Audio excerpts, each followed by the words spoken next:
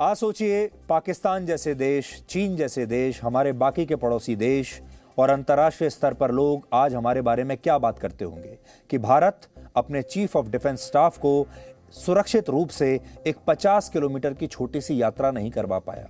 भारत के सेना के हेलीकॉप्टर्स में आखिर क्या कमी है? भारत के सेना के जो फाइटर जेट्स हैं उनमें क्या कमी है? और अगर भारत का सबसे बड़ा जनरल, भारत का सबसे बड़ा सेनापति भी अगर उनकी सेना के हेलीकॉप्टर में सुरक्षित नहीं है तो फिर कौन सुरक्षित है? और जब यही हेलीकॉप्टर्स को अगर आप युद्ध की स्थिति में इस्तेमाल करेंगे तो फिर क्या होगा? हमसे वादा तो यह किया गया था कि ये हेलीकॉप्टर क्रैश नहीं होते, वादा तो यह किया गया था कि किसी भी मौसम में उड़ सकते हैं, वादा तो यह किया गया था कि किसी भी टेरेन में ये उड़ सकते हैं, वादा यह किया गया था कि ये कहीं भी लैंड कर सकते हैं, मुश्किल से मुश्किल हालात में उड़ सकते हैं। तो फिर आज इस जगह पर जहां यह हादसा हुआ है, ऐसे मुश्किल हालात तो नहीं थे, इतना खराब मौसम तो नहीं था, इतना बड़ा घना जंगल तो नहीं था, ऐसा टेरेन तो नहीं था कि वहां पर मी-17 जैसा हेलीकॉप्टर उड़ ना सके। तो फिर ऐसा क्या हुआ? क्या मेंटेनेंस में कोई कमी थी? पायलट की ट्रेनिंग में कोई कमी थी? पायलट की ट्रेनिंग के बारे में हम आपको बताएंगे। देश के सबसे जो सर्वश्रेष्ठ पायलट्स में से एक इस हेलीकॉप्टर को आज उड़ा रहे थे। तो फिर ऐसा क्या हुआ? या फिर यह कोई षड्यंत्र है? क्योंकि जनरल रावत जिस तरह से खुलकर चीन के बारे में बात करते थे, जिस तरह से खुलकर पाकिस्तान के बारे में बात करते थे, जिस तरह खुलकर इन दोनों फ्रंट्स पर वो एक से एक रणनीति बना रहे थे, क्या ये कोई षड्यंत्र भी हो सकता है? बहुत सारे लोग बहुत सारी थ्योरीज के बारे में बात कर रहे हैं, हमारे पास उसकी कोई पुष्टि आज नहीं है, लेकिन ये बातें भी हो रही हैं। लेकिन आज सबसे बड़ी बात जो आपको बहुत पीड़ा देगी, बहुत दर्द देगी वो ये कि आप अपने इस जनरल को कैसी विदाई देना चाहते हैं। देश के ज्यादातर लोग आज उन्हें सैल्यूट कर रहे हैं। सबसे पहले हम आपको आज एक बयान उनका सुनाना चाहते हैं। कुछ वर्ष पहले मैंने एक उनका इंटरव्यू किया था और मैंने उनसे ये पूछा था उस इंटरव्यू के दौरान कि आप क्या चाहते हैं कि देश आपको कैसे याद करे।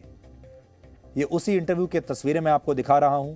ये इंटरव्यू कुछ वर्ष पहले मैंने किया था, तब वो भारत के आर्मी चीफ थे।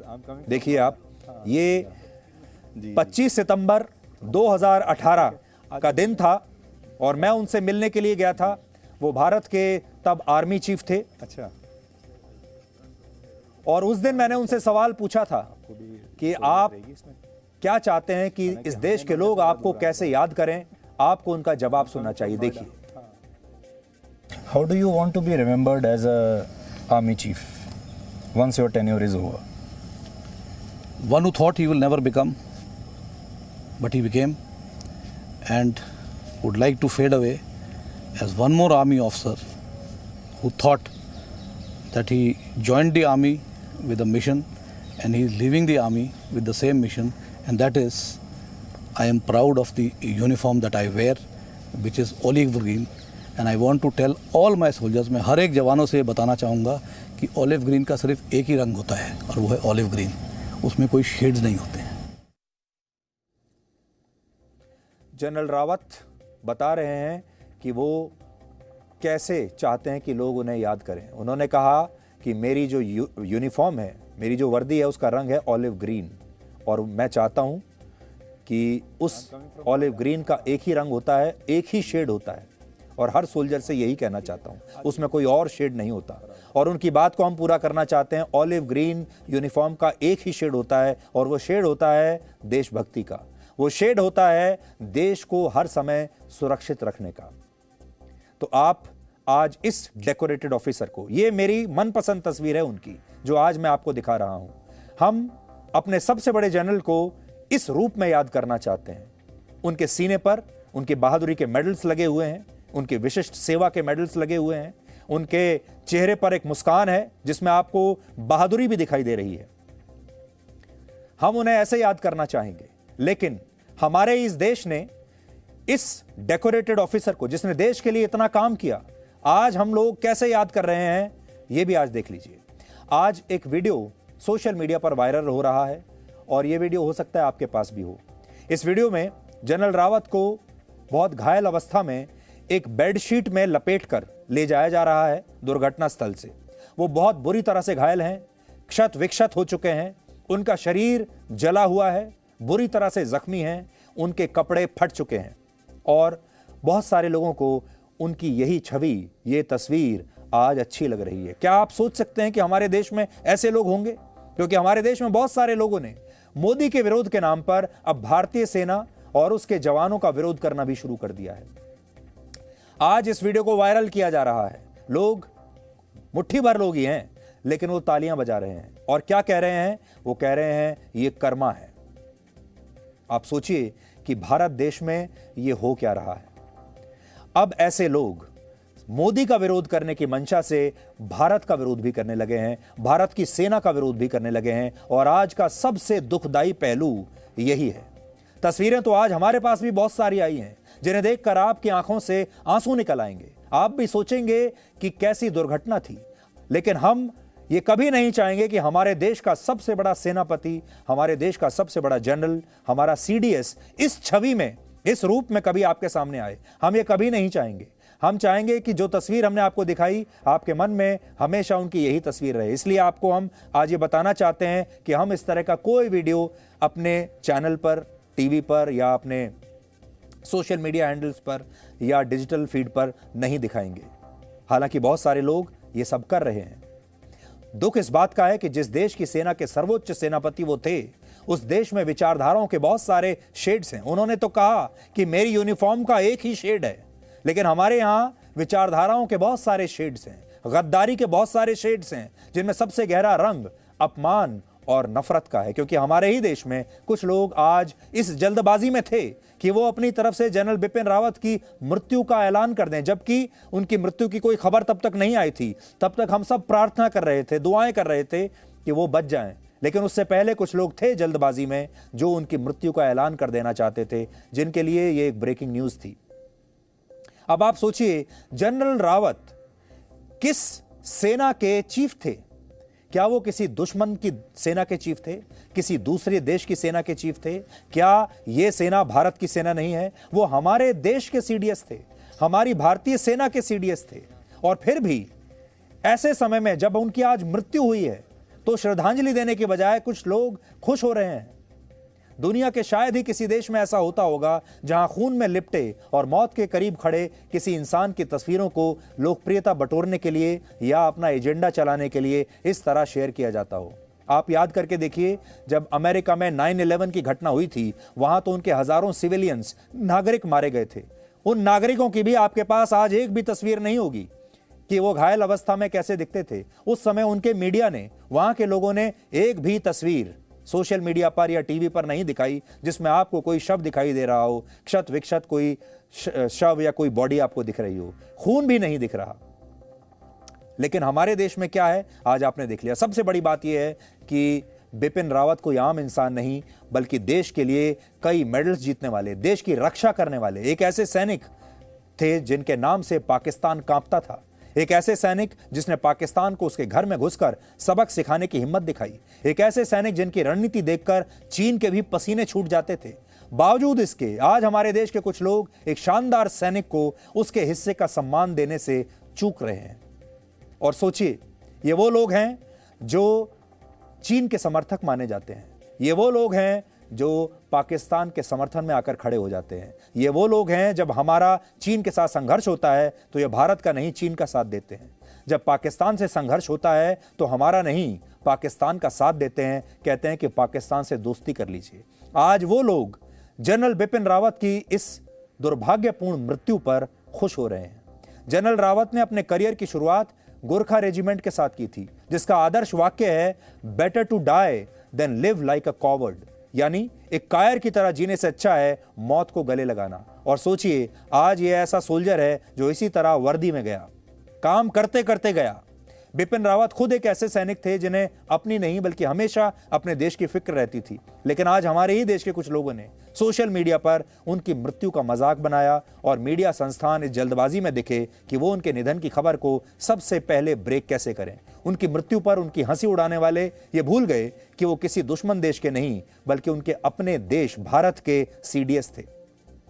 वो उन्हीं सेनाओं के प्रमुख थे जो आपकी और आपके परिवार की रक्षा के लिए दिन रात जुटी रहती है।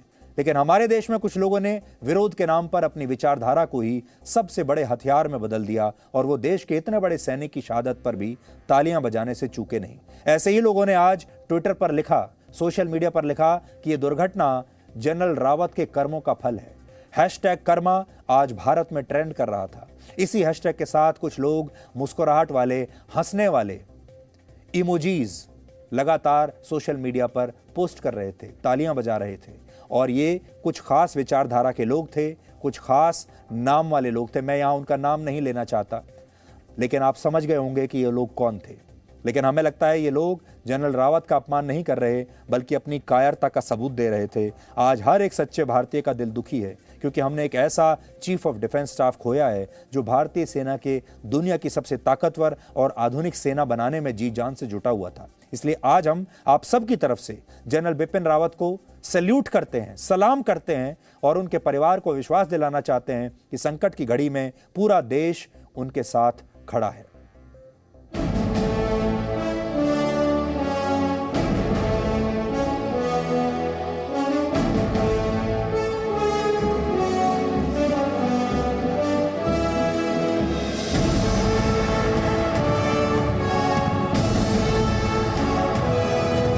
I am proud of the uniform that I wear, which is olive green.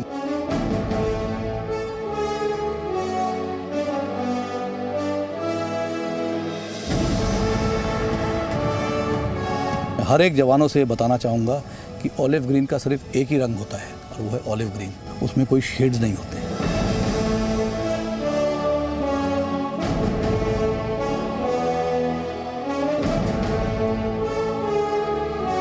हम सब एक हैं, हम सब में टीम वर्क होना चाहिए।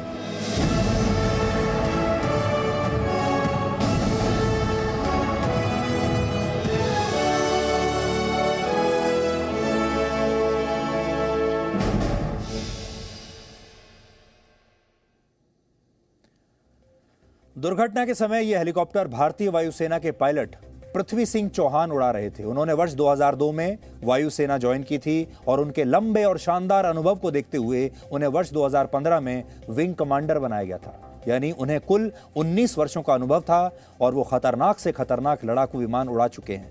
लेकिन इसके बावजूद वो इस हेलीकॉप्टर को क्रैश होने से बचा नहीं पाए। इस दुर्घटना में केवल ग्रुप कैप्टन वरुण सिंह की जान बची है, बाकी कोई नहीं बचा। उन्हें इसी वर्ष 15 अगस्त को शीर्ष शौर्य चक्र से सम्मानित किया गया था। यह सम्मान उन्हें इसलिए मिला था क्योंकि उन्होंने वर्ष 2020 में तेजस लड़ाकू विमान को क्रैश होने से बचा लिया था। हालांकि इस बार वो इस क्रैश को बचा नहीं सके। जनरल बिपिन रावत का इस तरह असमय चले जाना पूरे देश के लिए एक बहुत बड़ी क्षति है और मैं आपको बता नहीं सकता कि इस समय मैं कैसा महसूस कर रहा हूं। 10 दिसंबर को यानी 2 दिन बाद, आज 8 तारीख है और 10 तारीख को जी न्यूज के और वियोन चैनल के एक इवेंट में जनरल बिपिन रावत हिस्सा लेने वाले थे। 1971 के युद्ध में भारत की जीत के 50 वर्ष पूरे होने के मौके पर हम एक बहुत बड़ा समिट कर रहे थे। जी न्यूज एक बहुत बड़े कार्यक्रम का आयोजन करने वाला था जिसमें तीनों सेनाओं के प्रमुख समेत सीडीएस जनरल बिपिन रावत भी आने वाले थे और उसके इनविटेशन कार्ड्स भी छप चुके थे। उसका इनविटेशन कार्ड इस समय आपकी स्क्रीन पर है, देखिए। ये एक हमारा आयोजन था जो 10 तारीख को होना था और इस कार्यक्रम में जनरल रावत ने हमसे यह वादा किया था कि वो इस कार्यक्रम में हिस्सा लेने के लिए आएंगे और वो हमारे साथ रहेंगे। हम उनके इंटरव्यू की तैयारी कर रहे थे, उनसे क्या सवाल पूछे जाएं इस पर लगातार चर्चा कर रहे थे। 1-2 बार बीच में टाइम बदला गया क्योंकि उन्होंने उस दिन कहा कि उन्हें शायद भारत के राष्ट्रपति ने उस दिन उन्हें किसी मीटिंग के लिए बुलाया है, तो टाइम भी हमने एक बार बदला। लेकिन किसी ने शायद कल्पना नहीं की थी, सपने में भी नहीं सोचा था कि उनके ऑफिस को सवालों की सूची भेजने से 48 घंटे पहले हमें इस दुखद हादसे की खबर मिलेगी और फिर यह खबर हमें पूरे देश को सुनानी पड़ेगी। तो कहां तो मैं उनके इंटरव्यू की तैयारी कर रहा था क्योंकि यह इंटरव्यू मुझे करना था, उनका साक्षात्कार मुझे करना था। कई दिन पहले से तैयारी शुरू कर चुका था, सवाल बना रहा था और सोच रहा था कि 10 तारीख की सुबह 10 बजे उनसे हमें समय मिला था और हम उनका एक इंटरव्यू करेंगे, उनसे सवाल पूछेंगे। लेकिन उससे सिर्फ 2 दिन पहले आज मैं उनकी मृत्यु का समाचार आपको सुना रहा हूं। यही जीवन है। अपनी मृत्यु से कुछ घंटे पहले जनरल रावत ने दुनिया को एक बहुत बड़े खतरे से सावधान किया था। उन्होंने दिल्ली में स्थित एक कार्यक्रम में कहा था कि दुनिया को अब बायोलॉजिकल वॉर यानी जैविक हथियारों की वजह से होने वाले जैविक युद्ध से निपटने की तैयारी करनी चाहिए। कोरोना वायरस को भी एक जैविक हथियार माना जाता है, जिसकी वजह से दुनिया को आर्थिक नुकसान तो हुआ, साथ ही 50 लाख लोग भी इसकी वजह से मर चुके हैं। जाते जाते जनरल रावत कैसे दुनिया को एक बड़े खतरे से सावधान करके गए, वो भी आज आपको सुनना चाहिए। शायद ये उनका आखिरी लेक्चर था। The other issue that I wish to highlight is that is this also becoming the new kind of warfare? This is the future warfare, and that biological warfare is somehow beginning to take shape. Then once again, I think we amongst our BIMSTEC nations need to act together and strengthen our effort to make sure that our nations do not get affected by such kind of diseases, virus, and we must be able to protect ourselves from any such thing. इस समय का latest update यह है कि general Rawat का अंतिम संस्कार 10 दिसंबर को दिल्ली कैंट में किया जाएगा। यह वही तारीख है जिस दिन वो जी न्यूज़ के कार्यक्रम में शामिल होने के लिए आने वाले थे। और इसीलिए मैं बार बार आपसे कह रहा हूं कि जीवन का कुछ पता नहीं, मृत्यु समय पर आती है, मृत्यु का समय निर्धारित होता है और मृत्यु जानती है कि कब किसे लेकर जाना है। और हम लोग प्लानिंग करते रह जाते हैं, योजनाएं बनाते रह जाते हैं, आयोजन करते रह जाते हैं। ये 10 तारीख वो तारीख है जिस दिन हमने अपना ये आयोजन रखा था और जनरल रावत ने हमें ये समय दिया था। और अब 10 तारीख को, उसी 10 तारीख को जिस दिन ये फंक्शन होना था जो आपकी स्क्रीन पर है, अब 10 तारीख को उसकी बजाय जनरल रावत का अंतिम संस्कार किया जाएगा और हम उनके अंतिम संस्कार के बारे में सारी खबरें आपको देंगे। मैं उनका इंटरव्यू करने की बजाय उनके मृत्यु के बारे में आपको समाचार दूंगा। ये जीवन है और ये जीवन कई बार आपको अलग अलग तरीके से बहुत लेसन्स देकर जाता है, बहुत कुछ सिखाकर जाता है। इस दुर्घटना में जनरल बिपिन रावत और उनकी पत्नी के अलावा सेना के जिन अफसरों और सैनिकों की मृत्यु हुई है, हम आज आप सब की तरफ से उन्हें श्रद्धांजलि देते हैं और उन सब की तस्वीरें इस समय आपकी स्क्रीन पर हैं। इनके परिवारों की क्या स्थिति होगी, आप अंदाजा लगाइए।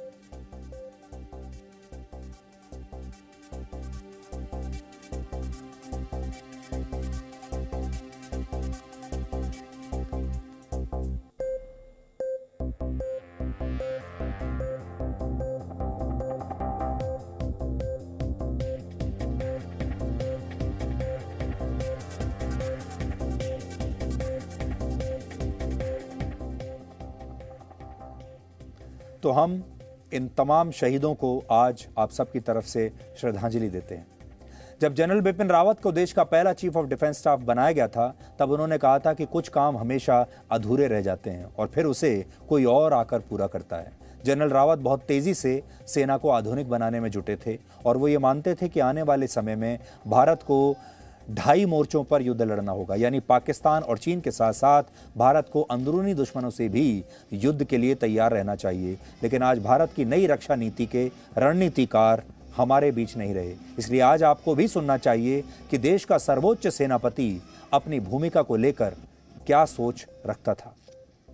देखिए, सोच तो बहुत बड़ी होती है, तो जरूर ऐसे काम होते हैं जो अधूरे रह जाते हैं, लेकिन अधूरे काम ऐसा होता है कि उसके बारे में कुछ शुरुआत कर दी जाती है और आगे जो ओहदा संभालते हैं, आगे जो चीफ ऑफ आर्मी स्टाफ आते रहेंगे, उनके ऊपर भी जिम्मेवारी बनती है कि उस कार्यकाल को आगे ले जाना और उसका समापन करना।